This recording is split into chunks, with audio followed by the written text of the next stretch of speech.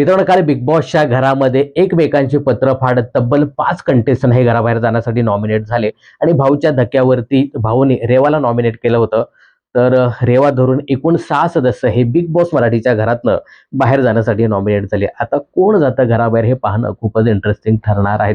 तर मित्रांनो, आले आहेत आजच्या दिवसाचे ओपनिंग वोटिंग ट्रेंड. कोण आहे टॉपला, कोण आहे बॉटमला, कोण जाऊ शकतो या आठवड्यात बिग बॉस मराठीच्या घराबाहेर. एकंदरीत पाहता वोटिंगवर तर काय बिग बॉस घराबाहेर कुठल्याही सदस्याला काढत नाही. वाटलं होतं कंटेंटवरती बिग बॉस सदस्याला घराबाहेर काढतील, पण तसंही काही पाहायला मिळत नाही. बिग बॉसला जे काही वाटतं त्या सदस्याला ते काढतात. याला ठेवायचंय तर याला ठेवायचंय, याला काढायचंय तर याला काढायचं. मग कंटेंट असो किंवा मग वोटिंग असो, आम्हाला जे काही वाटतं तसं आम्ही करतो, असं एकंदरीत बिग बॉसचा गेम पाहायला मिळतो. बघू या आठवड्यात तरी वोटिंगवरती बिग बॉस काढतात का. तर बघूया आताचे ओपनिंग वोटिंग ट्रेंड काय सांगतात. मित्रांनो, रेवा, प्राजक्ता, तन्वी, संकेत, दीपाली आणि अनुश्री असे 6 सदस्य या आठवड्यात घराबाहेर जाण्यासाठी नॉमिनेट झाले. तर ओपनिंग वोटिंग ट्रेंडमध्ये सगळ्यात खाली म्हणजे 6व्या क्रमांकावर ती म्हणजे रेवा मित्रांनो, रेवा ही वाईल्ड कार्ड म्हणून बिग बॉसच्या घरामध्ये आली. एकच हप्ता तिला झालाय. रेवाचा असा मला गेम बिग बॉसच्या घरामध्ये पाहायला मिळत नाही. ज्या पद्धतीने प्रभूने रेवाच्या खेळाचं वर्णन केलं होतं की ही फक्त नटून थटून इकडे तिकडे फिरते, तर असंच काहीसा प्रकार रेवाचा बिग बॉसच्या घरामध्ये पाहायला मिळतो. मित्रांनो, मला असं वाटत नाही की रेवा काही प्लॅनिंग करून बिग बॉसच्या घरामध्ये आली. याच्याशी भिडू, त्याच्याशी नडू, याच्याबरोबर खेळू, असं काही तिचं पाहायला मिळत नाही. प्रभूने बरोबर सांगितलं की नटायचं, मुरडायचं, बस एवढाच काही तो गेम तिचा बिग बॉसच्या घरामध्ये सध्या पाहायला मिळतोय. नॉमिनेट झाल्यानंतर राखीने सांगितलं, बाई तू नॉमिनेट आहे, काहीतरी कर, माझ्यावर काहीतरी कर, मला 4 शिव्या घाल, परंतु तू दिस. एवढं सगळं राखीने सांगून देखील म्हणजे राखीने मस्तपैकी प्लॅन केलं होतं. किचनमध्ये त्यांचं काहीतरी भांडण वगैरे झालं होतं. ही साईडला निघाली आणि त्या विशाल बरोबर गुलुगुलू गप्पा मारत बसली. अगं राखी, हे सगळं तुमच्यासाठीच करते. तुम्ही दिसावं म्हणून ती सगळं करते. तिला माहिती आहे की भाऊ माझी चांगलीच काढणार आहे भाऊच्या धक्क्यावरती, परंतु तुम्ही दिसावं म्हणून हे सगळं करत होती. खरंच रेवाचा काही गेम मला दिसत नाहीये आणि त्या पद्धतीने लोक तिला वोटिंग करताना दिसतात. रेवा सध्या या नॉमिनेशन प्रक्रिये अंतर्गत सगळ्यात खाली म्हणजे 6व्या स्थानी आहे. त्यानंतर नंबर 5 वरती आहे ती म्हणजे प्राजक्ता शुक्रे. प्राजक्ता शुक्रे ही नॉमिनेशनला सध्या खूप घाबरताना दिसते आणि काल ज्या पद्धतीने फुगून राहिलेली राखीवर किंवा मग ज्या पद्धतीने रुसवे, फुगवे, नाराजी जी काही व्यक्त करत होती. खरं तर ही नाराजी तिची होती, ती लेटरला घेऊन किंवा त्या आईच्या पत्राला घेऊन नव्हती, तर तिला नॉमिनेट केलं. ती नॉमिनेट झाली. यामुळे ती नाराज होती. प्राजक्ताला माहिती आहे की आपला गेम तसा बिग बॉसच्या घरामध्ये नाहीये. या आठवड्यात मीच कदाचित जाऊ शकते, असं एकंदरीत तिला ते कळून चुकलेलं आहे. त्यामुळे ती थोडीशी नाराजी व्यक्त करायची, आरबीवरती नाराज व्हायचं, बाकी इतर सदस्यांवरती नाराज व्हायचं, असा काहीसा गेम तिचा काल पाहायला मिळाला. मित्रांनो, मला असं वाटतं ना की या आठवड्यात प्राजक्ताने चांगला गेम दाखवायला पाहिजे, नाहीतर तीच या आठवड्यात घराबाहेर जाऊ शकते. सध्या तरी तिला जास्त वोटिंग होताना दिसत नाही. प्राजक्ता या वोटिंग ट्रेंडमध्ये 5व्या स्थानी आहे. नंबर 4 वरती आहे तो म्हणजे संकेत पाठक. मित्रांनो, संकेत पाठक आहे ना, हा चांगला गेम खेळतोय. काल पण ज्या पद्धतीने राखीशी नडला, भिडला, म्हणजे हे सगळं स्क्रिप्टेड होतं, परंतु भाई तो भिडला.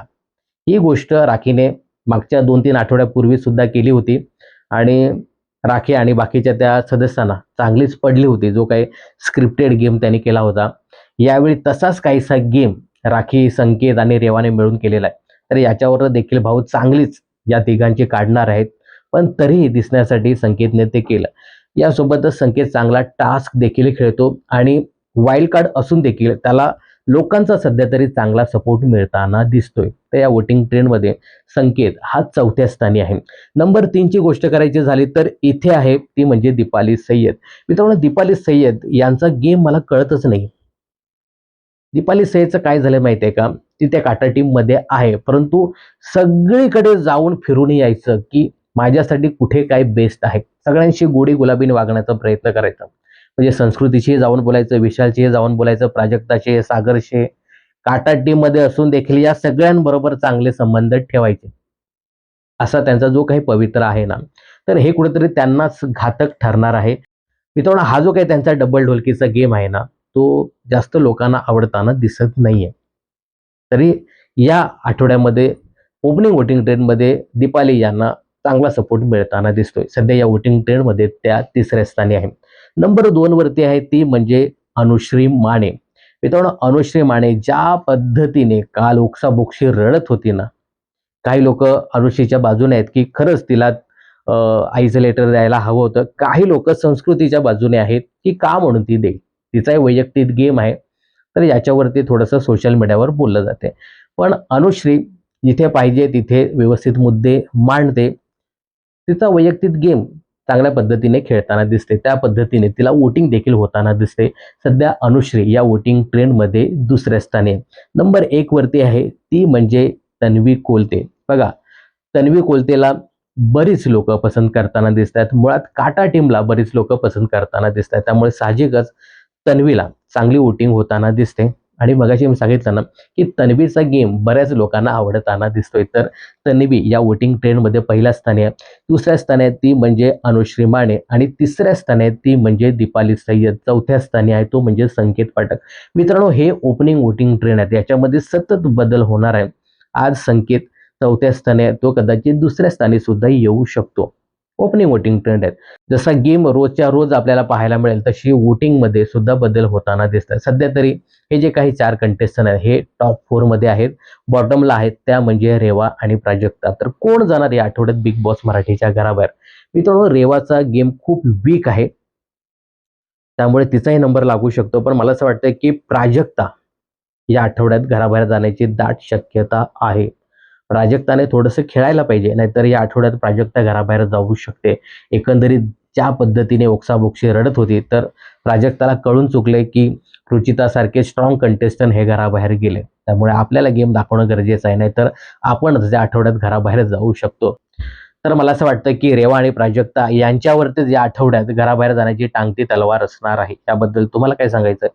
कोण जाऊ शकतो या आठवड्यात घराबाहेर आणि तुमचा सपोर्ट कोणाला असेल हे कमेंट्स करून नक्की सांगा. बिग बॉस आणि मनोरंजन क्षेत्रातील अशाच फिल्मी अपडेट जाणून घेण्यासाठी चॅनल जर सबस्क्राईब केलं नसेल तर जरूर करा.